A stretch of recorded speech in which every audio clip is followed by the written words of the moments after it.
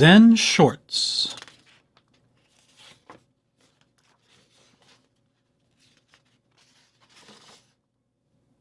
"Michael, there's a bear outside," said Carl. "A what?" called Michael. "A bear. He's really big, and he's in the backyard." "What's he doing?" Michael asked. "He's sitting. He has an umbrella," said Carl. "An umbrella?" By the time the boys got outside, their sister Addie was already talking with him. "I'm sorry for arriving unannounced," said the bear. "The wind carried my umbrella all the way from my backyard to your backyard. I thought I would retrieve it before it became a nuisance." He spoke with a slight panda accent. Michael introduced himself. Then Addie introduced Carl, because Carl was shy around bears he didn't know. And this is how Addie, Michael, and Carl met Stillwater. The next day, Addie went to have tea with Stillwater. "Hello," Addie said as she stepped inside. "Come in, come in," a faraway voice called. Then she heard the voice say, "Oh, yes, come out, come out." Stillwater was in the backyard. He was in a tent. "This is a birthday present for my Uncle Rye," Stillwater said. "He always gives presents on his birthday to celebrate the day he was born. I like it so much that I'm not staying in my house right now." Stillwater invited Addie to sit with him. "You brought me some cake," said Stillwater. "That was very nice of you. Is it your birthday?" he asked. "No," said Addie. "It's not mine either," said Stillwater. "But let me give you a gift for my uncle's birthday. I will tell you a story." Uncle Rye and the Moon. My Uncle Rye lived alone in a small house up in the hills. He didn't own many things. He lived a simple life. One evening, he discovered he had a visitor. A robber had broken into the house and was rummaging through my uncle's few belongings. The robber didn't notice Uncle Rye, and when my uncle said, "Hello," the robber was so startled he almost fell down. My uncle smiled at the robber and shook his hand. "Welcome, welcome. How nice of you to visit." The robber opened his mouth to speak, but he couldn't think of anything to say. Because Rye never lets anyone leave empty-handed, he looked around the tiny house for a gift for the robber, but there was nothing to give. The robber began to back toward the door. He wanted to leave. At last Uncle Rye knew what to do. He took off his only robe, which was old and tattered. "Here," he said, "please take this." The robber thought my uncle was crazy. He took the robe, dashed out the door, and escaped into the night. My uncle sat and looked at the moon, its silvery light spilling over the mountains, making all things quietly beautiful. "Poor man," lamented my uncle. "All I had to give him was my tattered robe. If only I could have given him this wonderful moon."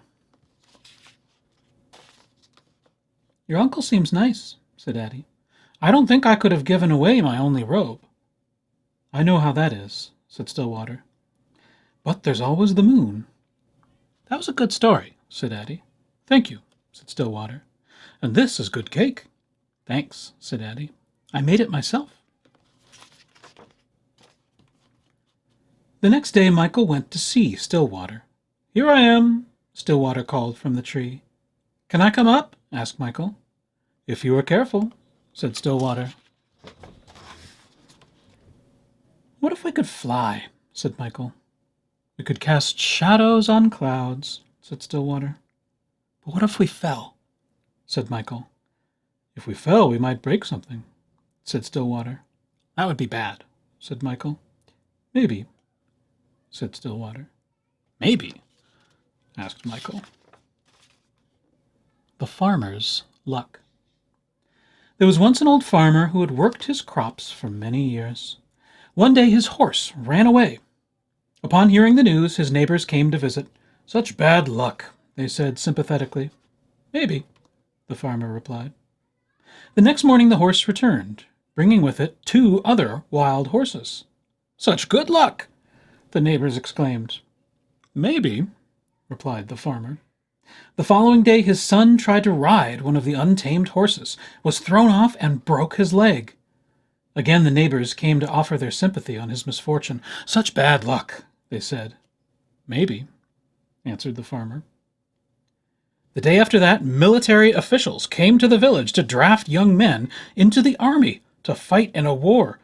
Seeing that the son's leg was broken, they passed him by. Such good luck, cried the neighbors. Maybe, said the farmer. I get it, said Michael. Maybe good luck and bad luck are all mixed up. You never know what will happen next. Yes, Stillwater agreed. You never know. The day after that, Carl went to visit Stillwater. Michael said I couldn't bring over our stuff to go swimming. I'm mad at Michael.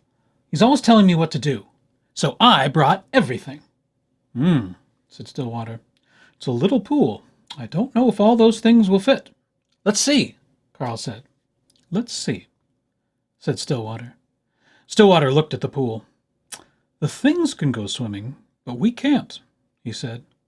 I brought too much stuff, said Carl. That's okay, said Stillwater. I'll help you carry it home later. Why does Michael always have to tell me what to do? Carl said. If he were here, I would climb up really high, and I would jump on him like this, and I'd do a big smash like this. Later, Carl and Stillwater had tea. Carl, said Stillwater, you spent the whole day being angry with Michael. Did you notice how much fun we had? Carl watched the steam rise from his cup. Sorry I brought all this stuff, Carl said. You don't need to be sorry, said Stillwater. Right now, you need to carry. Hold on tight, and I will tell you a story. A heavy load. Two traveling monks reached a town where there was a young woman waiting to step out of her sedan chair. The rains had made deep puddles, and she couldn't step across without spoiling her silken robes. She stood there looking very cross and impatient. She was scolding her attendants. They had nowhere to place the packages they held for her, so they couldn't help her across the puddle. The younger monk noticed the woman, said nothing, and walked by. The older monk quickly picked her up and put her on his back, transported her across the water, and put her down on the other side. She didn't thank the older monk. She just shoved him out of the way and departed. As they continued on their way, the young monk was brooding and preoccupied. After several hours, unable to hold his silence, he spoke out. That woman back there was very selfish and rude, but you picked her up on your back and carried her. Then she didn't even thank you. I set the woman down hours ago, the older monk replied. Why are you still carrying her?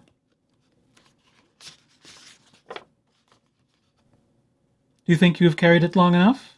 Asked Stillwater. Yes, said Carl. Good, said Stillwater. And this is how Addie, Michael, Carl, and Stillwater became friends.